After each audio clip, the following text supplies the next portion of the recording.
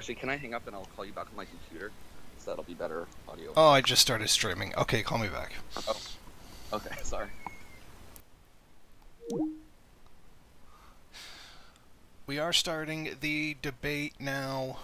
There is technical issue on Glover's end. We are going to sort that out, and he will be back.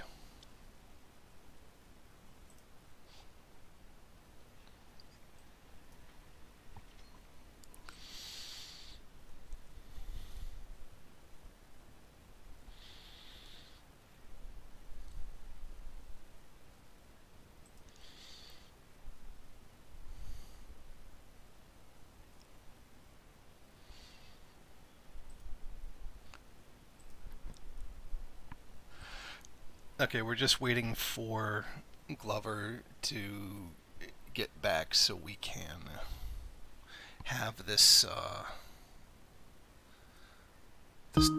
discussion. Oh, there he is. Okay, you here? Yep. Yep.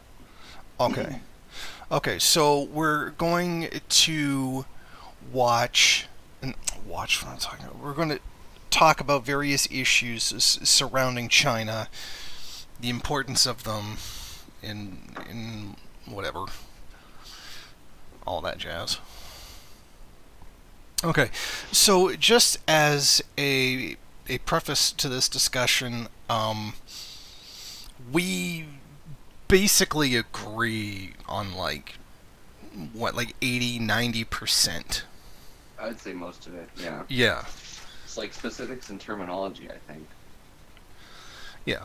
Okay, so it's not like gonna be like an argument or something. So this Oh is no. my sidekick Maxwell Glover, Hello. and we're gonna have a discussion on China. Well, we might as well take questions from the audience if they come up too. Yeah. I don't Okay. have the YouTube video pulled up, but I can do that, so I can see the chat if you want. No, I can see it. Don't worry about it. Okay. Yeah. I can just read out the questions. No big deal. Okay. Okay. First of all, we're gonna start on some things that we agree with. The entire Hong Kong separatist movement was complete nonsense. That was completely, and I'm certain that there are people in Hong Kong who want to separate. Do they speak for the majority? Absolutely not. And I'm sure they got their funding from the United States and other Western countries. I don't think that there's any significant desire to separate from the rest of China. I think that that's complete BS. That was completely astroturf movements. Like, not really all that different than when you had like the Gusanos, the children of the landlords in Miami, and the U.S. gives them money and weapons and says, "Oh, look, Cubans are like rising up." It's the same kind of nonsense. I assume you would agree. Oh yeah. Yeah. It's a holdover from colonialism in many ways that some of the bourgeoisie and other people, a lot of white people too, want it to be either independent or even return to British rule. So, but I think one of the problems though is that China enables a lot of this with the idea of one country, two systems, because like they basically make a safe haven for the bourgeoisie, not only, not even to speak of in the mainland, but also there to have their interests more recognized. So I think that is one of the flaws, if we're going to talk about that too. That I would I would moves. I would definitely agree because they are basically setting it up to be. Um, they're setting that divide up Hmm. by doing that one country, two systems. Um, so yeah, I would agree with that. But I mean, I get why they did it. Yeah, yeah. They wanted to basically keep all the international banks that were there Mhm. and keep all the capital that was in the country. Because I actually do remember when Hong Kong went back to China, and I do remember some of the media coverage. It was like, oh, there's gonna be like mass killings of people who believe in capitalism in Hong Kong, and there's gonna be the place is gonna be a prison state. And then I was like, oh man, this is bad. And then I watched an episode of The Late Show with David Letterman, and Mm-hmm. Jackie Chan was on it, and he said, Mm-hmm. "Oh yeah, I was there for the handing over ceremony. It was like, oh my god, it was like 4 hours. I almost fell asleep. I was so tired." I'm like, wait, I thought this was like going to be like a prison thing, and he was just there falling asleep because it was so boring. Oh, okay. I guess that's really not how that was. Yeah. Yeah, it wasn't even a military. It was literally a handover, not a military takeover. And I've obviously wasn't around then, but I've heard so much of this stuff too. Like, oh, they were gonna confiscate all their property, and oh, you better go to Hong Kong and claim your stocks and go shopping for one last time before it all ends. It's like, no, that didn't happen. Based of true. Exactly, but sadly not. And like you said, I see why they get it there because there was a lot of profit to be made and stuff that could go towards benefiting the country as a whole. But to keep it in that kind of gray area of autonomous, but not only autonomous, but with a separate political system, kind of makes it kind of a gray area that's easily exploited. So, but yeah, Oh yeah. Okay. So yeah, we're on the same page with that. Um. Excuse me. Uh. Only guy cut back on the cigars. Fuck. Somebody asked, "Are you a dingist?" me. Okay, that's one of those things that I hear a lot, like Dangus and all that. I take an issue with it, not because like I'm offended or anything, or like, but I don't really know if Dangism is a real current in thought. Like to me, Dangism is just revisionist Marxism in China. Like that's literally all it is. But like, I guess Dangism in a way is like people in the West or people who are not in China trying to copy China's model or thinking that everything Deng and the reformists did was correct. So in that sense, no. Okay. So, okay. So you definitely delineate between you and say, like the Moppin crowd. Oh yeah, yeah. And So even then, like, yeah, go on. yeah. So okay. Yeah. Sorry to cut you off. I was just saying, like, even then, like the interests that they're putting forward are not even like in line with what so-called Chinese socialism is today. Even so, I mean, even that's a departure from quote unquote Dangism, right? But in that, so no, I'm not a Dangist, and I'd be critical of things, people calling themselves Dangists or stuff like that, because the reason that Maoism is a thing is because it moved beyond China and it had applications beyond that national situation. The Deng Xiaoping theory, which I guess you could call it, hasn't. It's pretty much a Chinese phenomenon, and there have been um, things that emulate it, right? Like you have the reforms in Vietnam, market reforms and stuff. But I don't know. I think Dangism is something that is Chinese Deng Xiaoping thought that are called, and then Dangism would just be kind of revisionist, right-leaning Marxists in other countries who are like, oh, this is Chinese socialism, quote unquote socialism with Chinese characteristics, blah blah blah. That's the way, and kind of thing. So yeah.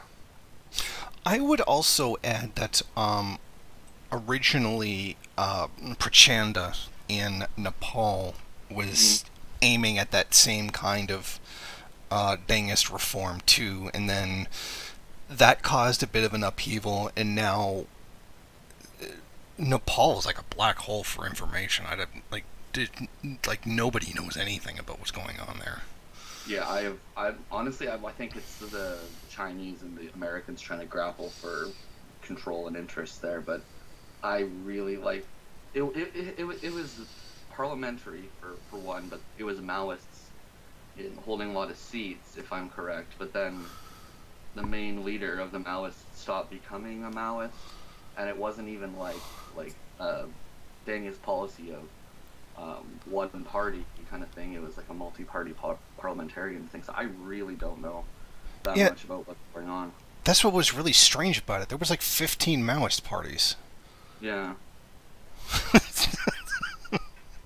which is honestly kind of sad. Like you want more unity if you're gonna go build a united front. That revolution was a long time in the making, but yeah, You know, uh, unity, struggle, unity, split, struggle, split. literally. Oh man. That sounds like more like a. It was. That sounds more like a. That's what it was. Struggle, split. Struggle, split, They struggle. definitely. Yeah.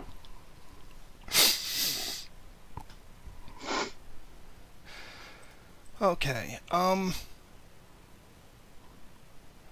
guess I should have planned this out better. What? Do you have any other like thing? Um, things that we agree on, first of all. Okay, let's okay. Screw the things we agree on. Agree on. Let's do the stuff we don't agree on. Okay. So, like I said, we agree that China is revisionist, obviously, and an imperialist power. I actually have like a quick story, if you don't mind. It's just kind of about Yeah, go Chinese ahead. imperialism firsthand and secondhand. So, I went to Laos in 2019, and this was right before the pandemic. It was in August, and I worked in a meat cutting plant for a while to save up money. Anyways, I went to go there, and there was like this riverboat thing that I was on with like a family, and they basically live on the boat and they fish and stuff. And anyways, we were going down the Mekong River, and they pointed out, oh, here's like the new railroad that China's helping build, and it was huge. It was cutting across the jungle, and it was they're saying in like a few years we'll have better trade, better travel, and stuff. And they seemed really grateful for that. And I asked about the conditions, and they said they didn't have any conditions. There wasn't. They had to pay it back eventually, which is flawed. But um, there was no conditions other than that, and there wasn't any like collateral or anything. Anyways, so the people that I talked to at least were very grateful for that. Kept going down the river, and there was this farm. And I said, "Oh, is that bananas?" And they say, "Yeah, that's bananas." And they say, "But this is a banana farm that's owned by someone who's Chinese." And unlike in Laos, they don't have to follow the pretty strict regulations and protocols that a state-owned company in Laos would. So they use a lot of pesticides and stuff. So the bananas grow bigger, but they don't really look the same. Like you see a Laotian banana, it's like a fingerling, like it's really small. But the Chinese ones are more like what we have here. Anyways, so there's lots of people getting sick and dying from um, chemicals that they're inhaling, poor working conditions, long hours. So basically, what I'm trying to say is China commits imperialism around the world in various forms, and that's just one example. You can talk about Africa, you can talk about um, Latin America, or in other parts of Asia, but not all of what is deemed, in my opinion, deemed to be imperialism is necessarily imperialism. But there's two factors. There's the health. This is what the one that I was having a problem with is Chinese companies operating with the consent of the Chinese government overseas, doing shitty work practices, exploiting exploiting the local people, that kind of thing. So that's a problem. But then another thing is that people often say, "Oh, China's helping um, build infrastructure and stuff," and yeah, well, it's kind of shitty that they're putting people into debt. The kinds of the debt that they're accumulating is a lot, excuse me, a lot less. And that's not to say it's not as important as what the U.S. is doing, right? Or it's not as bad. But they're actually investing more money than they're making. So they've invested over $10 billion in the global south, and that's with their funded projects. And not all of them are good because it makes certain states rely too heavily on this Chinese infrastructure and support. But Like it was. on the other, sorry, go ahead. I was gonna say like was I can't remember the name. Sri Lanka or Indonesia, where like they built a shipping port, and it was like the main shipping port of the country, and they had to move X amount through there a day. If they didn't, then it would default to Chinese ownership, and it's like Yeah, and A eventually, foreign country owning your like shipping industry. yeah, That's pretty sus, man. eventually, I think it was Sri Lanka, and if it was Sri Lanka, it became a naval base eventually, and then eventually it was either split up between Chinese and Sri Lankan, or it was just given back. Because I know that the naval base in Sri Lanka that they had isn't operational, as far as I know anymore. But yeah, that was a thing. But yeah, so some of what they do overseas is helping, but like building schools and roads, like I think that's a positive thing. But when they're going in, like we know the stories about the mining companies in um, Africa, or like I said, the banana plantation in Laos where they're not following rules. So I think a lot of what gets called imperialism by China is imperialism, but yet also a lot of it is aid that they're doing in good faith, but at the same time, it's not 100% pure. I mean, the Soviet Union did a lot of the same stuff, but a lot of their aid was given away, right? So they would give tanks, planes, infrastructure to various countries. And Yeah, I believe the Soviet Union actually purchased Cuban sugar at 10 times the market price. mhm, and in a way to help build up their economy so that they could get out of the blockade. But in some ways, China is helping countries who are victims of imperialism, like Iran and stuff like that, build up their infrastructure. But at the same time, they are in other ways, not always the same ways sometimes, but in other ways they're also asserting their own imperialist control and breaking into these places to secure profit. If that makes Yeah, like in Nigeria, sense. they're building a bunch of rail transports, and Mhm. the basically it's the Chinese state that's paying for it Mhm. because basically if you left it to the free market it wasn't going to get done. I mean that's really no different than why the state built the interstate highway system in the U.S. and why it built the railroads. Mhm. Same thing in Canada, etc. Because it's the money is not there for a private company to do it. But what's Especially in interesting a third. Yeah. is that you've got like a 1.5 billion dollar railway in Nigeria that's being built, but they gave the Mhm. contract to a Chinese company. Mhm. So it's like, See, that's yeah, the thing. 1.5 billion dollars to their own, Workers going back to them. yeah, and their Yeah. own company. Hmm. So, but kind of in a way, you just handed a bunch of money to a private company to do that. I mean, I'm assuming that they hired local people to do the job. Hmm. But in the end, the profits and the stuff is going back to. Yeah, it's just, yeah, the profits of it are going back to a Chinese company. They would have Mhm. been. It would be better if those profits went off to Nigerian Mhm. business, Mhm. because it's okay. China Civil Engineering Construction Corporation and the Olacola Deepwater Port Project, which was given to the China Ocean Shipping Group. Mhm. Oh, and that's going to handle a 27.5 kilometer Mariana Idodo Okokomakio Logos Light Rail Project. I hope I said that right. I probably didn't. Something like that. I mean, you get the same kind of things in when the IMF comes in. They say, okay, we're going to give money for infrastructure, and technically they do. Um, they do build the infrastructure more in all roads lead to Rome kind of thing, where it's like, okay, yeah, they build infrastructure like shipping and railways so that private companies can move in and strip the resources out. Because again, it's not in the favor of the free market to actually produce those because it's too expensive. So yeah, I mean, they got infrastructure, but the infrastructure was just used to plunder the country. And then you give it the exorbitant interest.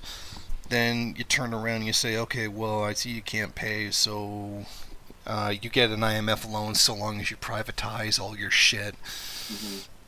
and just let us plunder the hell out of you. So, I mean, technically, yes, you are getting a better deal under China, but it's not. It's the deal they're getting, not the deal that they deserve. Yeah, exactly. Yeah, and I'd say it's similar to the IMF in its function and what it does, but a lot of the means are different. Like I know for one thing, China doesn't put like demands on countries if they want aid or they want development projects with them. They don't say, oh, you have to deregulate your healthcare. As far as I know, if I'm wrong, you can tell me. But they don't say, oh, you have to deregulate your markets and your healthcare sector. And I know there's been like trade agreements, like if they do something, you have to trade with them for so many years, blah blah blah. But from what I know, there's not political conditions as in IMF loans. And in terms of interest, there's usually not interest, but it usually is something you'll have to pay back eventually, right? So it's not free, but it's also not the exact same way that the IMF operates. But yeah, you're basically right. Yeah, like some of the conditions I've seen Chinese companies give. I mean, the Chinese government give is that you have to lower the price of certain raw materials. Mm, Like, okay, yeah, we'll do this, but you got to pay us back this, and then you got to give us your iron at like a lower price, mhm, etc. I mean, China is out to make to make a profit. I mhm. mean, we bait. So I mean, they really wouldn't be doing that unless they did. I mean, they're laying down the groundwork for their own. Essentially, they're laying down the groundwork for their own empire, and especially now when they see, the U.S. is probably on the verge of losing its imperialist status, probably within the next 10 years. Mhm. So I mean, it's like a okay. Here's a good way to put it. Thomas Sankara. Mhm.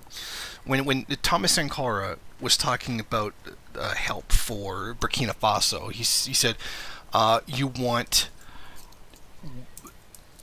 send us the things that we need, not necessarily loans for things we need. Yeah, Like, yeah. don't send us food, send us tractors and Stuff to millet and produce our own food. Yeah. yeah, yeah. That's more along they wanted, and that's essentially that's why he was assassinated. And I mean, yeah, we know he was assassinated, right? Yeah, Yeah. okay. Because he demonstrated too much of a self independence, Mhm. whereas a lot of the stuff with China could be a little bit too dependent. Like they write into contracts that they can seize stuff, and it's like Mhm. that's not really independence. Yeah. But it's like a okay. I'll put it to you like this: you have an underdeveloped country, right? Mhm. You need infrastructure in order for it to run. You need a national railway system, a national highway system, Mhm. shipping ports, etc. The free market essentially can't do it. Just Mhm. about every country that has ever existed has always been a public works project. Mhm. Unfortunately, these underdeveloped African countries don't have the money to do it. Mhm. They don't have a private company can't do it, and the state often doesn't even necessarily have enough money to do it. So they do require a loan, and just about everything that's made today is done through a loan anyway. Mhm. Even the largest U.S. corporations borrow money all the time for rounds of production, etc. Mhm. So where are you going to get that money? Because you don't have it, and if you had it, Mhm. then you would have already built it up. Again, this also could go into why economic planning is a lot better, etc. Mhm. So they're going to have to go somewhere for money, and nobody's really being completely altruistic when loaning money to them. Yeah. Well, yeah, of course. So then it becomes a case of, rock in a hard place. You know, we either have this one that will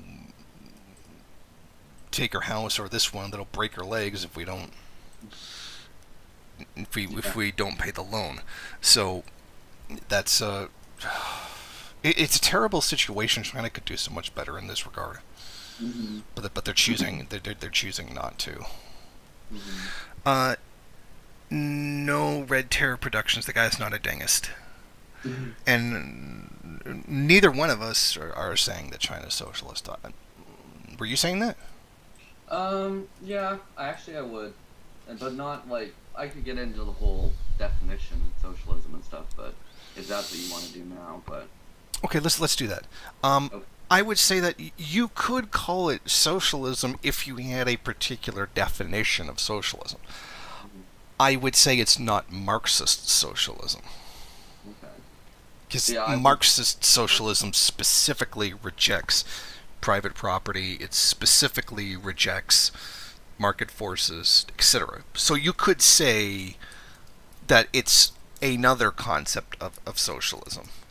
So basically, my point is that um, if you compare the reforms in China, which I mean, I'm not going to say I'm somebody who is in favor of these or somebody who supports these. I'm just saying what happened comparatively. So in the Eastern Bloc and the USSR, when they had when it collapsed and they became capitalist, there was a lot of things they had in common. First of all, they got rid of the Communist Party entirely. In some places, it's still like outlawed. Like you have in Poland, Ukraine, you can't even be a communist. They swept the Communist Party from power for one. Second of all, they would privatize most of the state assets and all of the publicly owned, or not all, but most of the publicly owned works. And often this was stuff that would eventually go into the hands of NATO or Russian oligarchs, right? So first of all, yeah, they got rid of the Communist Party and they privatized. China, for one, they didn't get rid of the Communist Party. Um, and if we're going by the rule of the requisite for socialism. And my main critique there is that they should have stayed with the 68 party constitution, 1968 party constitution, where they say only workers, peasants, intellectuals, and petty bourgeoisie can join the party, right? You can't have big capitalists joining the country, even if they still exist. Um, which changed. It didn't actually change under Deng. It was Jiang Zemin, I think, who changed that. But anyways, China's reforms, they did it. Most of the pre-existing businesses and state assets were not privatized. Rather, they started allowing people to start their businesses and to operate on a market, and then those existing um, state companies and stuff like that were operating on a market mechanism. So basically, they kept the socialist base. They didn't do away with that, but they just added capitalism on top. And I'm not saying that because I know as a Marxist, you can't if you're being dialectic, you can't be one thing at the same time. One thing while you're also another thing. You can't be capitalist while also being socialist, right? It's one or the other. You can't be, oh, I'm both. That's not a thing. No, you're right. But the base that they have is socialist. Yet the development after that became capitalist development, and that's why I'd say it's capitalist roading, not capitalist. But again, this is all stuff in terms of definition. But and one of the things that they did do, and it wasn't privatization, but they went back to co-ops and the family responsibility household system, I think it's called, where it wasn't like privately owned, but it was family managed under the state, but it wasn't communes anymore, and then also cooperatives on the side. So they took a step back in that regard, and lately, capital has been going out of control in China in some regards. Like you saw the Evergrande crash. There's a lot of other things that these contradictions are coming back to bite them in the ass, right? I Yeah. don't think that the party's stupid. I think they know Oh, this, of course not. and they are trying to combat it, but also they are being opportunistic because they're not getting rid of it all right, all right, outright. They are allowing it, but kind of trying to moderate. So it's like social democratic. So it's like Lenin's NEP in a way, but they didn't do away with the base that they had that was still socially owned and operated, and they still do excuse me, plans, like they have 5-year plans. So it is a planned economy, but a lot of what it is runs off of market.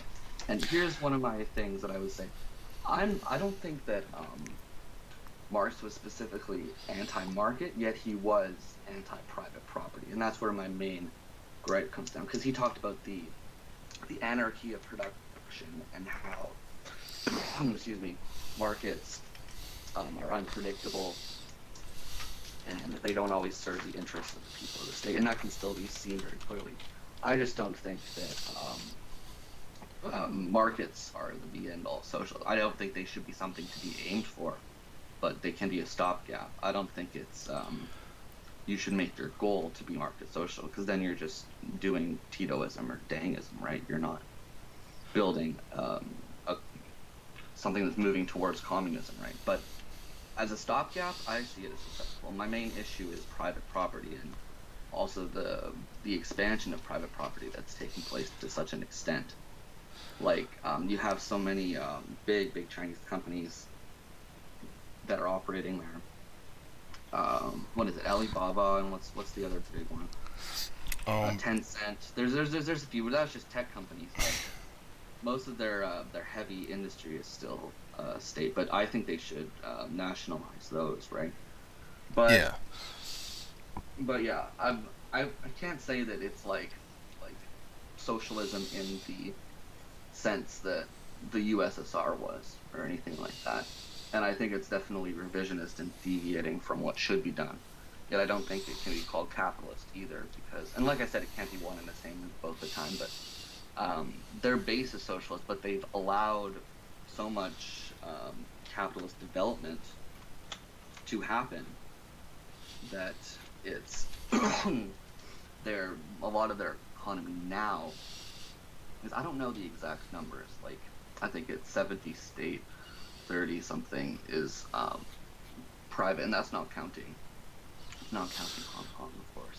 Well, this is But where I would disagree. I Marx did specifically say to do away with markets. Uh, he said, I just pulled up the quote. Within the cooperative society based on common ownership of the means of production, he wrote, the producers do not exchange their products. And Frederick Engels even said, the seizure of the means of production by society puts an end to commodity production. The mark, and at that point, the market is to be replaced with a conscious organization on a planned basis. is that from Utopian Scientific and the Communist Manifesto, or what's that from? That is. Would be nice if they. It's all good. I think the Engels one is from Socialism Utopian Scientific, and the other one is, yeah. I don't think that's wrong either. It's moving from something from distribution instead of commodity production. But I don't think commodity production per se is capitalist. Like, He specifically says that.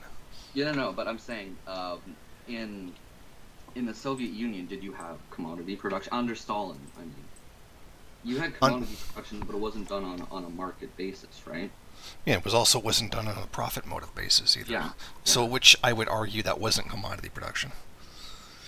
Actually, who does have a good thing on this is Finbol. Finbol Mm. has a really good thing on socialist commodity production, where things were produced according to need, not according to profit. Hmm. So it wasn't like, yeah, I made this like stupid shit that's like gonna make your life whatever kind of crap. It's like, what do Hold people on, I need? would like to respond to the Oriental despot, the idiot who was harassing me and kept claiming and kept You know what? I'll just say I'm gonna bother typing it. No, I told him like I don't want to talk to you. I don't want to have anything to do with you. Just stop contacting me. Then he kept messaging me, so I blocked him, and now here he is trying to get my attention again. Sorry, you're coming off as a creep there, Jay. Just go away. I don't want to hear your dingest fucking bullshit. Just get lost. I don't want to talk to you. I've already made that clear. This is not just harassment. This is like creepy stalker, and go fuck yourself. Sorry, what were you saying? Look, I've repeatedly told this guy I don't want to have anything to do with him. I don't want to have any contact with him. The stalker doesn't get it. Anyway. You blocked him, that? Yeah, I don't. I've already told him I don't want to talk to him. That's why I blocked him. Okay. Sorry, go on. Okay. So basically, there's a. Yeah, so it wasn't produced based on the ability to exchange. Like, it wasn't produced for exchange. It was made for use value. Whereas a lot of what is in China is made for exchange value, particularly with the West. Mm-hmm. Because I usually like to make the joke that if China's a planned economy, where in the national investment budget is it for dragon dildos to sell to the West? No, that's true, but I would say that there, like I said before, there is that well, not really new since the '80s, that market-based, privately owned sector that they have that doesn't operate. It's all market forces, and a lot of it. Another one of the troubling things is that it's for export, right? So a lot of it's for export, and even if it was to keep there, it wouldn't change the fact. But also that it's for export stuff to the West, all of it, right? So they have that. How do I say, like that development of capitalism that went and distributed things according to market, but they have that state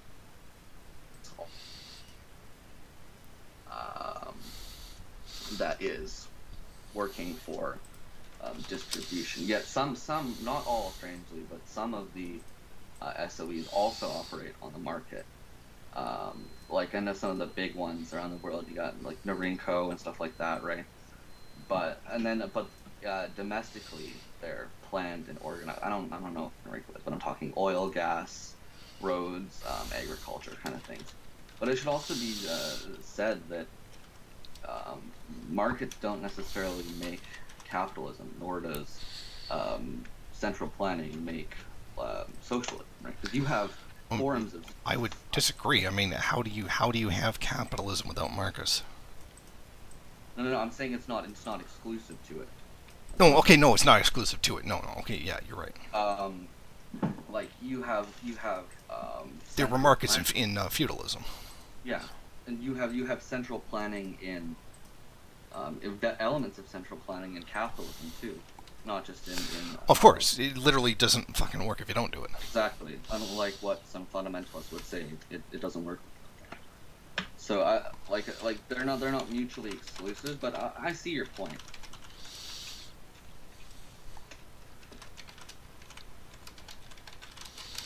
Yeah. So I would actually argue that China isn't planned. I would argue that there are national guidelines because they don't sit through and mathematically calculate all the stuff in the economy that's being produced. They're just saying, okay, we have a target for, A, B, C, D. And this is what we want to achieve. And sometimes they hand those off to private companies. Okay, we want this done, do it. Which is not the same thing as an economic plan. I would say that's more of a guideline. Because there's no formula being used to calculate the economy.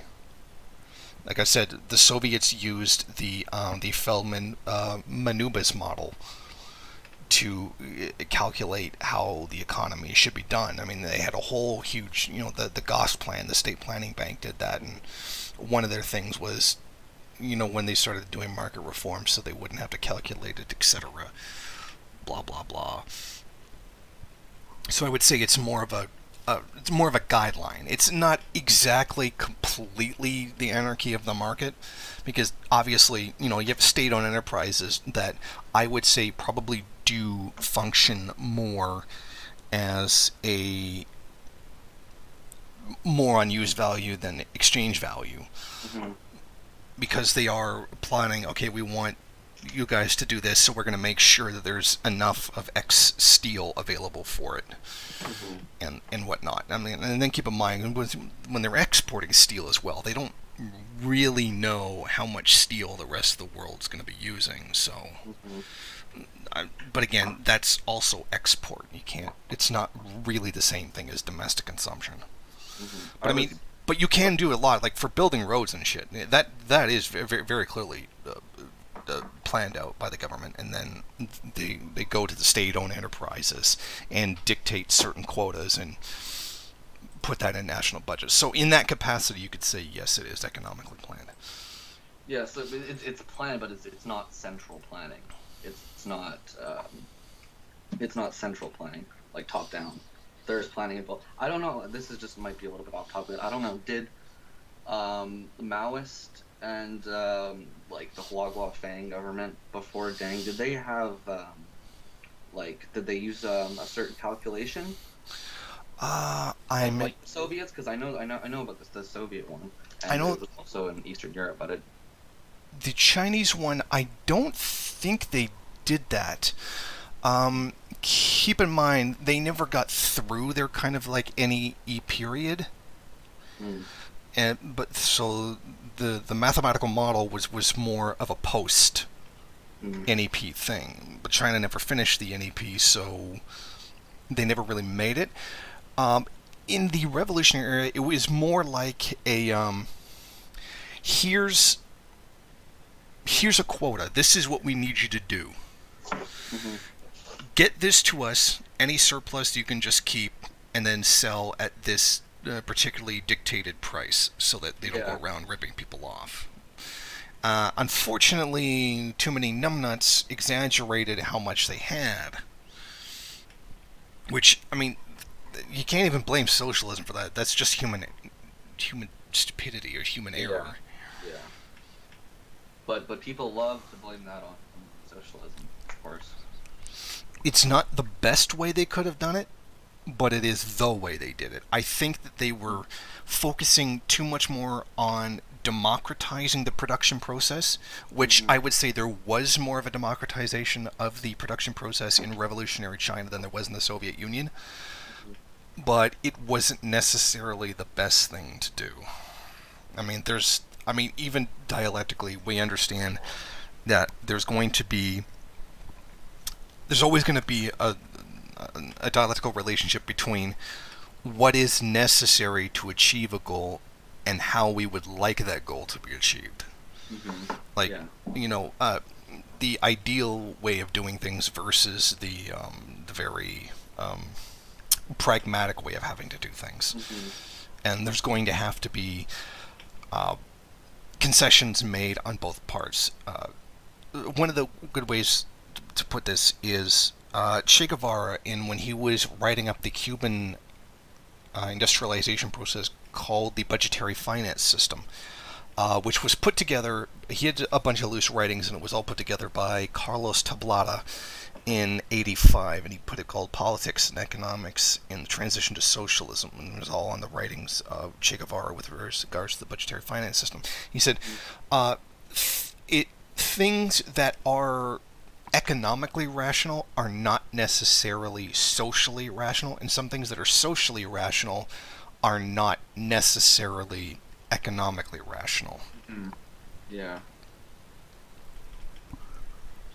And I think that's where there's strength in the Chinese reforms, but they went too far. They allowed too much concession for the capitalist class and for the market, while at the same time something had to be done post the collapse of the USSR, right? But I don't think that was the correct way to go. But it could also be argued that, in my opinion, Deng focused too much on economic growth and Mao focused too much on political struggle. But the thing is, the political struggle is needed while you are doing economic growth. Because if you don't have that, you fall into like what happened to the Warsaw Pact when they were trying to rebuild their economies, but it just the elements like the solidarity or whatever groups and oligarchs who seized the money came out on top. So there's a balance between being pragmatic and being, I wouldn't call it idealistic because that's not the right word, but adhering to theory and being goal oriented, right? But China went too far in that regard, where they gave up on principle too much. Well, it might have been good intentions to say we have to develop the economy more. They sacrificed principle to do so. You know what I mean? Okay, yeah, I think we can agree with that. Yeah. Yeah, I think we can definitely agree with that. There's, yeah, you're right. Idealist. I didn't mean idealist as in like. Oh no no no! I know. I was just trying to find a better way to word it. Yeah, the like the best way that you would want to do something to would want something to work, but it doesn't really work that way, kind of thing. Best case scenario, best case Ontario kind of thing. Yeah. Okay. Yeah. Yeah. That Trailer Park Boys reference. Oh boy.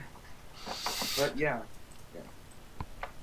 So I'd say we have, I guess, relatively minor disagreements on that, but nothing terribly substantial. No, like we both agree that China's revisionist and they've gone down the capitalist road. Yet at Yeah. the same time, I mean, not so everything was easy, and they had a lot of it's complex. yeah, because I'm not buying this whole socialist billionaires nonsense. Yeah, see, I'm really not. that's the thing. Like, if you're true that you think that that socialism works and you want to build it, I don't think you should. One, it's billionaires, and on another, I could talk about this, but most of their assets they don't have direct control of. But anyways, but to advocate for that says that should be something to be aimed for, when it's not just a byproduct of reforms.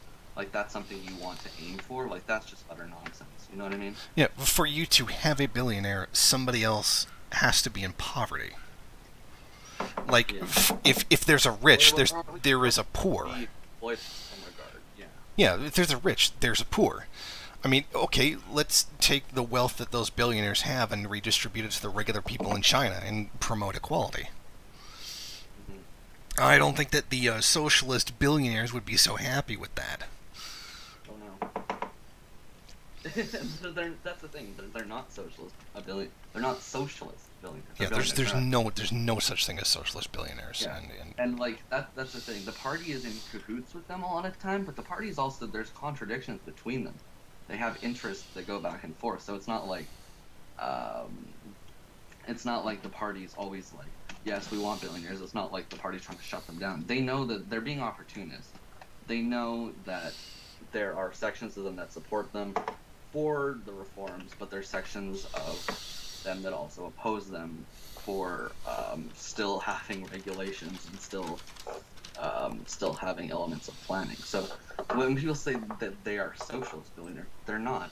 Even if you believe China's socialist, they're in direct contradiction to the party a lot of the time. So it's like there's more than one interest being grappled with. And Mao talks about this, but the class struggle goes on after the basic victory of the revolution is achieved.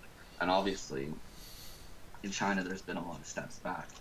But people don't think that, as soon as the revolution happens, that the bourgeoisie will become socialist. That's not how that works at all, right? no, but I would also say there's a lot of millionaires and billionaires in the party, and a lot of dingus just outright deny Oh yeah. that it happens. But Oh yeah, yeah, yeah. No. Xi Jinping is a multimillionaire landlord. Like him and his family own a ton of land. Like Mhm. a landlord is literally running the country.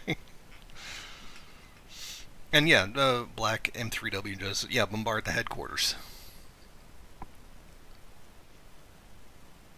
And what's the name? Leftism Today makes a very good point. China has a very big and sharply increasing Gini coefficient, and that Mhm. is, if my memory serves me, Inequality, right?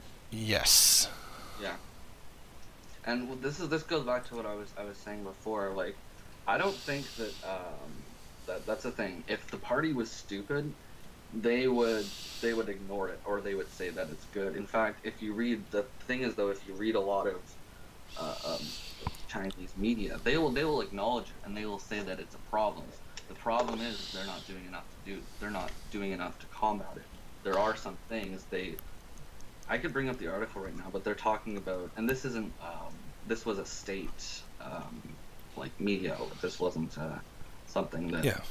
One of the that things. they're saying distribute redistribution needs to happen. So there are those voices, but it's just not coming to pass. Yeah, I think it's more of a case of China. The party recognizes if inequality gets too big, Hmm. there's going to be a problem, because one of the things that China used to say in the early 2010s Hmm. was they say, well, what do you want? What are you shooting for here? And they would say, we aim for a harmonious society. Hmm. Yeah, I remember that. And I'm like, okay, the fuck does that mean? That's so vague. It could mean anything, right? I would assume that means very little social unrest, uh, enough money that people don't rebel. I mean, that's probably the best definition of harmonious that I could I think it see. goes back to this is another problem that I have with it, but embracing the old traditional Chinese culture too much, because I think that's a concept from Confucianism, if I'm not mistaken, the harmonious society thing. But yeah, I guess it depends on how you define and harmonious. now that they don't use that, but they do like to say rule of law, because they say that the harmonious society has been completed or something. I mean, if you're gonna use a vague definition, I guess it has. But yeah. Yeah, I definitely agree. And the putting efforts into producing green energy, I think they could do more. Hmm. But they do export oil, so Hmm. it's one of those stupid things where if your stuff wasn't dependent on it, you could just change it. Yeah, yeah, But I will applaud them for putting emphasis on green energy, because that does need to be done, and it's very clearly demonstrating that the state has to do it, and that yeah. the free market is not going to do. I preaching at the choir here. I mean, we know the free market's not going to do that. And that's another thing that they recognize. Like, a lot of people, if you don't read like Chinese media a lot like I do, you'd think it's like kind of one thing that's always towing the party line. There's a lot of like national propaganda, of course, but at the same time, there's a lot of internal criticism and disagreement, even within the state media, because there's big things about, like I said, the redistribution, environmental things, and not just certain voices, but the party knows that the environmental situation has become pretty bad in a lot of places. It's not as bad as it was in like the 2000s or 90s. Oh no, it was pretty bad back then. Yeah, yeah, but it's not very good in a lot of places still. So they recognize that um, there's issues there, and they are making some attempts to fix it. But again, it's not enough. Because it's a what's the economic term for that? It's something for like a shared cost or something like that. that you pay with the environment because it's something everybody's going to have to put up with, and nobody Yeah. wants to pay for it. Yeah. Kind of thing. Um, so the state has to intervene and do that. And again, Hmm. fixing the environment, it's like it's not profitable, but you're going to die if you don't. Yeah, it has to be done, or else everything else is gonna go to shit. It's like that lack of foresight that the market has. Hmm. Hmm. Like it pollute everything because it's cheaper, more Offers. efficient, and then, well, if you destroy everything, then you can't make money at all. Like the Yeah. infinitely lower wages until there's nothing. Why doesn't everybody buy anything? Hmm. Yeah, it's the same kind of thing, the Hmm. same kind of nonsense. Hmm. So we do recognize that there are things that China should not be doing. They shouldn't be plundering Africa like that. They could be giving a lot better deals Oh yeah. Yeah. these countries. So yeah. And, So I yeah, think but sorry. Go ahead. okay. No, go ahead. I'd say in some, this is just, I'm not to like try to go over you or whatever, but like, I'd say sometimes they are like doing the plundering thing, like I said with the mining companies and the banana thing, where it literally is just blatant exploitation. Because that's one thing, and that's literally imperialism. And then you have that kind of greasy social imperialism where they are helping them build, and it's similar to the IMF where they're giving out loans and stuff, but it's not with the political conditions. So it's it's help, but it's not the best kind of help. But yeah, because I like when people talk about it, like I get really upset when people are like, "Oh, China's not imperialist. They don't do like anything." I'm like, "Have you seen?" But at the same time, not everything that they do is harm, but it could be done better. Basically, what you said before. But yeah, There's a bias towards opportunistic as opposed to altruistic. exactly. Yeah. Yeah. Well, I think we've pretty much covered everything we wanted to say, and it's been an hour, and I got Oh, yeah, it's been just some stuff I got to do. So, okay. was there any other final point that you wanted to make? Um, not really. Just that people who are 100% gung ho in favor of China without criticism are blatantly wrong. And Dangism is a ridiculous ideology, and it's basically only a Western thing that people want to emulate the mistakes of uh,